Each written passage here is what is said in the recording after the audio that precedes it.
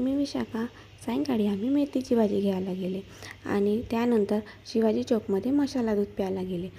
2 मसाला दूध घेतले आणि माशूसाठी 1 बिस्किट घेतले. मसाला दूध पिऊन झाल्यावर आम्ही घरी आले आणि मी न थांबता मेथीची भाजी तोडायला बसले, कारण आज मला मेथीचे तिखट बोंडं करायचे होते.